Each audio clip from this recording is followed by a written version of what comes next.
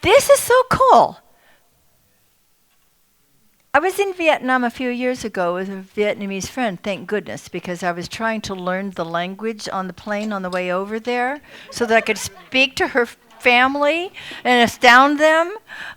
So I had like that's beautiful.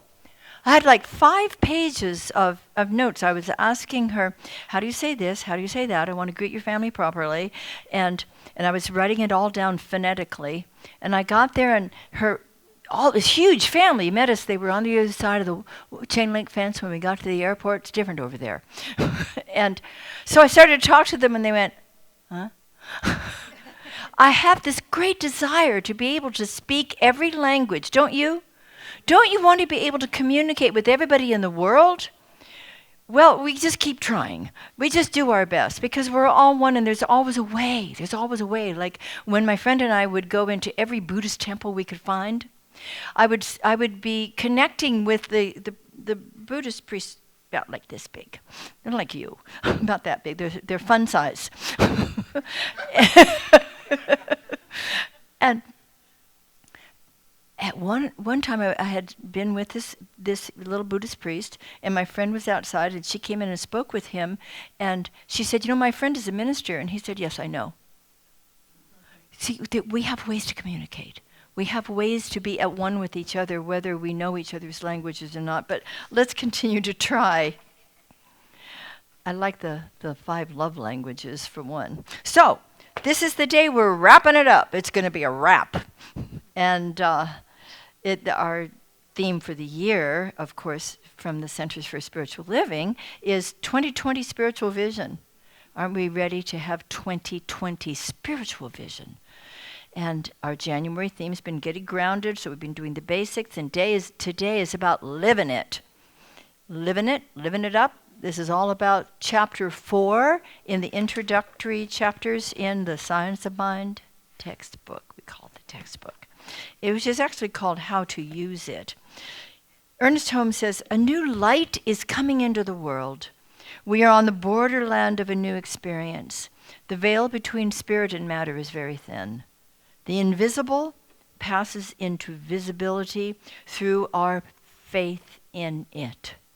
It is our faith. It is our that makes it so. And that's what we're constantly deepening, constantly expanding, because it's the faith that fuels our prayer treatments, which we're going to be focusing on a good deal today. The power back of creation dwells within each of us, and it is ready always for our wise and conscious direction of it. We read and we hear this and we usually believe it, but are we living it? Ernest Holmes said, there's just too much theory and too little practice. If you're learning how to dance, you can read. I've seen these things where they have actual little footprints, the steps, so that you can learn them on paper. You could learn them on paper all day and never have the fun of getting out there and dancing. Frank has been studying and playing and teaching these wonderful instruments for a long time. Wouldn't it be too bad if he had just kept learning about the theory and never brought us the beauty of it? This teaching is the same. We learn about it. We must learn it. We learn the theory of every invisible law. And aren't laws all invisible? Every scientific law is invisible. We make it visible by practicing it and utilizing it for good, whether it's electricity or using gravity for good. We are utilizing it, and we're utilizing it consciously and effectively, more so all the time. So we begin by opening our hearts to divine love. Remember, Ernest Holmes said, court the presence, then direct the law. We open our hearts to divine love. Then we open our minds to infinite wisdom. I want to share this with you. From page 53 from How to Use It. When we're dealing with real life, with thoughts, impulses, emotions, etc., we're dealing with causation, with original cause, and we should be most careful how we deal with such powers and forces. In dealing with this subtle power of mind and spirit, We're dealing with a fluent force. It is forever taking form and forever deserting the form which it has taken. We teach that everything changes out there. Conditions change. They didn't come to stay, they came to go. And it came to pass. And it came to pass. Because conditions change. That's the nature of the conditions. The external world is always changing. But the infinite presence is never changing. And so this divine power that's within us all, that's within all and every sentient being, is constant. And we can rely on it. That's what we get to learn to embrace and then to use. So a practitioner of this science should not be confused over any given form, but should know that any form which is not of the original harmony is subject to change. That's something we forget sometimes. Oh, woe is me. Here it is again. I guess it's going to be like this forever. Oh, well. It's subject to change, but only if we're willing to let the change take place. We're the ones we've been waiting for. We're the ones who can change our own lives and ultimately make a positive, powerful, beautiful, loving, wise, and wonderful difference in the world. The original spirit is harmony. It is beauty and truth, and everything that goes with ultimate reality. The universe is not divided against itself. So it all starts with deepening and lifting and expanding our own personal consciousness, which is part of the infinite consciousness. Let's first realize how essential it is for us to know, to remember, because we came in knowing it. Let's remember that we are part and parcel of the whole. There is no separation. Whether we're able to speak somebody's language or not, we can speak the language of love. We can speak the language of truth and experience our unity with the divine and with all sentient beings. How wonderful it is to see when we're utilizing this law of mind for good, how our relationships improve, how our abundance increases, how our joy expands, how our health becomes radiant, when we are utilizing it for our own personal good. And there's every reason to do that. It is not selfish, it is wise. Don't we want to live in joy and freedom? Isn't it the divine intention that we live a life that is full, that is loving and joyous, abundant, free? Yes, it is. As our personal lives improve, then, by the loving connection with the divine and the powerful utilization of this wonderful law, then we begin to desire the greatest good for all beings. We remember that each one is an individualized point of consciousness in the mind of God. Each one an individualized expression, like that little flower I was looking at as a child. And I saw that dewdrop. And in the dewdrop was the whole prism, the entire rainbow. My heart opened. And every time I see such a thing, my heart opens even more. How much can a heart open? Let's find out. Let's just keep doing it. Let's just keep getting touched and moved and excited and delighted by the beauty that we see in the world. And that we look in each other's eyes and see that radiant beauty then and realize that the truth is each one of us is an expression of that one light. And maybe you're a little purple today, and maybe you're green, and maybe you're blue. But whatever it is, you're needed. You're a necessity in the overall scheme of things. That's a good thing to remember, that we're all shining that radiant one light, no matter what your religion is, no matter what your philosophy is, no matter what your background is. Each one of us is an individualized expression of the one light. And as we remember that, it's so beautiful to know that it's like facets on a diamond, points in a prism. So I saw that obviously in that voluntary flower that popped up. We're designed. Divinely designed. By the way, it's designer genes that you've got, right? We are divinely designed to be radiant individualizations, not individuals separate and apart, but individualizations, particularizations of the one mind, the one heart of the divine. And you were, and I, and all beings were meant to shine. We don't shine every day. But when we do, we're living the way we were intended to live.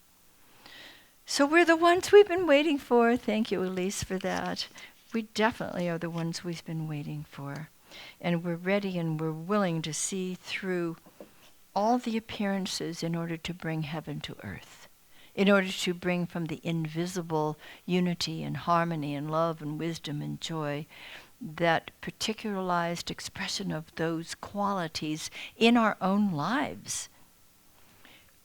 We're so grateful for visionaries like Jean Houston, Barbara Marx Hubbard. We followed the great masters, Socrates, Jesus, Buddha, Gandhi. You and I are radiant instruments of life's progressive movement into the realization of the oneness, of the power, of the peace, of the infinite possibilities. And we are radiant instruments of life's progression. We're moving forward. And as we move forward in our own individual consciousness, we're making a positive impact on others. Every time we begin with our baby steps, and remember about baby steps are a big deal to the baby. If we just begin to dive a little more deeply into that precious presence of love that's always within us, that's a step in the right direction. Inward is a good first step to make. I'm thinking of a song we used to sing. I am opening, my heart is ready to receive. I am opening, my heart is ready to receive. What a great way to begin to sit in meditation if you haven't been a meditator. Here's a sweet and easy way to start. Just sit and say or sing to yourself, I am opening. My heart is ready to receive the inspiration of the infinite love and compassion that's within and all around me.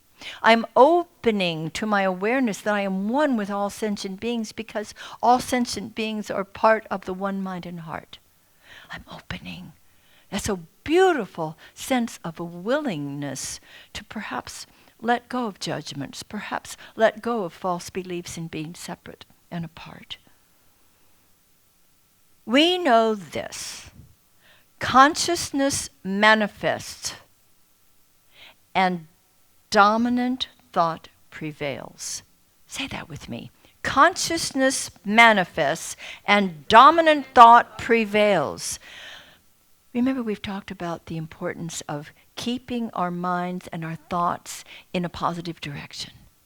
Because we are utilizing this beautiful power. Let's use it in the right and perfect way. Let's use it in a way that's going to lift us and lift others out of any false beliefs that have kept us limited in any way at all. And remember that when we're opening to this divine presence, and when we're keeping our minds in a proper direction, which is about love and possibility and goodness and compassion, that when we're doing that, at least 51% of the time throughout the day, we'll be making progress. We're not asking for perfection. Even guess what? Perfection already dwells within you. We're uncovering it a little at a time. But we're not asking we're not asking ourselves to do it right all the time. But how about at least 51%? Because the 51% grows into 52 and 75, and the next thing you know, you're going to be ascended masters. At least there will be more joy in your life, more loving companionship, more fulfillment for yourself and your loved ones in every area. And then ultimately, it's going to move out and touch and bless and lift others. We may not be Barbara Marx Hubbard or Jean Houston, Jesus or Gandhi, but we are who we are. Do you realize each one of us is here very much on purpose? There's no one else like you. If there were two of you, one of them wouldn't be needed. You are important, essential for the fulfillment of life by means of you as a radiant instrument of truth, allowing this divine energy to move through you for good, to lift your hearts, to open your minds, to become that beloved that in truth you already are. We live it. We live this wonderful teaching. It's not really new thought. It is ancient wisdom. Thank God for Ernest Holmes, who brought it together in such a way that is so practical. Makes so much sense. It's sane. And couldn't we use just a little more sanity in our world? This is a beautiful way to come back to what's so, to bring back that sense of being in harmony with life, in harmony with the divine harmony, which is the basis of all of creation. It's under there. We just need to be looking for it and inviting it forward in the midst of chaos to bring order, in the midst of upset to bring peace, in the midst of fusses to bring love and compassion. I'm going to talk to you about spiritual mind treatment. That is something wonderful that Ernest Holmes brought to us. And in fact, I'm not only going to talk to you about it, I am going to share with you today. You'll notice that out there by the prayer chest, there are 2 stacks of paper. And this is what I'm going to go over with you now. One is called The 5 Steps of Spiritual Mind Treatment, parenthetically, affirmative prayer. This one is called The 7 Steps of Spiritual Mind Treatment, parenthetically, affirmative prayer. Very good. And so, 56 to 57. I'm going to read you a treatment from Ernest Holmes, and then I'll share with you these steps, because they are steps. Remember when you learned how to spell? Didn't you first have to learn the alphabet? Okay, everybody sing the alphabet song. A, B, C, D, E, F, G, H, I, J, K, L, M, N, O, P, R, S, T, U, V, W, X, Y, and Z. Now I know my ABCs. Next time, won't you sing with me? Oh, that was good. Okay, you learned the alphabet. You didn't instantly start writing Elizabethan sonnets, did you? But didn't William Shakespeare have to learn the alphabet before he could do those wonderful things? 1, 2, 3, 4, 5, 6. You learned your numbers. Great mathematicians, beautiful physicists all learned their numbers before they developed their theories. We learn the basics, and then we allow that divine life simply to express through us. We don't need to have the rules anymore once we learn the basics. Frees us. But we do need to learn the basics. This is why we learn the steps of spiritual mind treatment. And let me read this one from you, for you, through you, at you. This is a treatment that Ernest Holmes shared with us. I am a center of the divine mind, a point of God conscious life, truth, and action. My affairs are divinely guided and guarded into right action, into correct results. Everything I do, say, or think is stimulated by the truth. There is a power in the word that I speak, because it is of truth and it is the truth. There is perfect and continuous right action in my life and my affairs. All belief in wrong action is dispelled and made negative. Right action alone has power, and right action is power, and power is God, the living Spirit Almighty. This Spirit animates everything that I do, say, or think. Ideas come to me daily, and these ideas are divine ideas. They direct me and sustain me without effort. I'm continuously directed. I am compelled to do the right thing at the right time, to say the right word at the right time, to follow the right course at all times. That kind of creative surrender is wonderful, allowing that divine guidance to do what needs to be done without ourselves having to overthink anything. All suggestion of age, poverty, limitation, or unhappiness is uprooted from my mind. I have to share with you. Reverend Mike and I were walking our Wonder Dog yoga the other day, and a neighbor who had just moved in was so nice. He was a father of 3 little children, and we were chatting with him, and he said, "You too look wonderful." He says, "You look great for your age." And I said, "Well, how old do you think we are?" He says, "Oh, probably mid-50s." Yes! Yes! Love it. Okay. So all suggestion of age, poverty, limitation, or unhappiness is unrooted from my mind and cannot gain entrance to my thought. I am happy, well, and filled with perfect life. I live in the spirit of truth and am conscious that the spirit of truth lives in me. My word is the law unto its own manifestation, and I will bring to me or cause to be brought to its fulfillment, and will bring to me or cause me to be brought to its fulfillment. There is no unbelief. Look at this. I don't even need glasses. There is no unbelief, no doubt, no uncertainty, and I know that I know. Let every thought of doubt vanish from my mind, that I may know the truth, and the truth may make me free. Truth makes us free, and the truth keeps us free. That's the great joy of this. So, these 2 pages that you can pick up if you'd like to, and if you have been doing spiritual mind treatment, if you've been a practitioner for 500 years, it doesn't matter, it may be helpful to just do a little review, right? And the 5 steps of treatment. All right, the children know this. In fact, they're probably going to come and tell us about it today, knowing them. Recognition, that's step number 1, which means bring to mind the truth about God for you, reflecting the universal divine attributes. God is love. God is life. The infinite mind and heart of God are filled with joy and creative activity. Know and speak all the truth that you can about the divine. The second step is unification, remembering, because we're not pulling ourselves together with God, we're remembering that we've always been one of that divine life. I'm one with what I have just spoken. The infinite is love. I am the essence and the expression of love itself. The third is affirmation, a declaration. This is where we state clearly, and in the first person and in the present tense, the truth you wish to manifest. Like, this divine life is renewing me now with great energy and divine activity. It's what's happening. It's right now. You see, in the infinite mind of God, there's no time. So we do our spiritual mind treatment in the present.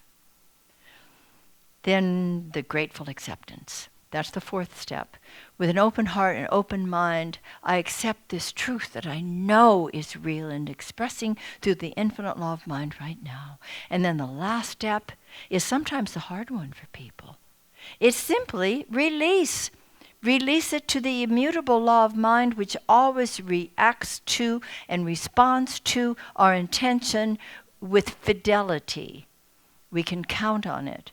And it is our belief that powers the treatment we've released, and the law of mind says yes. We don't give it another thought. We walk in faith. We walk in trust. We know that it's done.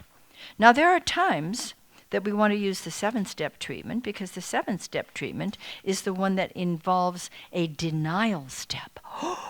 Yes, we don't deny that things are happening in the world. It's not that kind of denial. We don't say things are just an illusion. We say things are happening and they're not needing to stay because it came to pass. But the denial step that we use in the 7-step treatment is exactly the same as the 5, except when we get to, if there's something we really want to say, that is just not true, then we'll do the first 3 steps: recognition, unification, affirmation, and then we do a denial step, denying anything of opposition to this truth. Like, there's neither lack nor limitation in the mind of God, and therefore there's none in my mind. But then we go right back to another powerful affirmation, reaffirmation. There's enough good in this universe for all, and I joyfully claim mine now. Then we do the grateful acceptance, and then we do the release. So these are right there by the prayer chest. They are yours to take home and to have a good time with, because here's a warning. It can change your life. Isn't that a good warning? Okay, good warning. Yeah, I shouldn't say that instead of good morning, should I? Good warning, your life can change here. Maybe I should say it. Will you say with me, I focus my attention on truth. I see beyond appearances. I live my life in freedom. I live my life in fullness. And so, my beloveds, beginneth our lesson. Thank you. Thank you.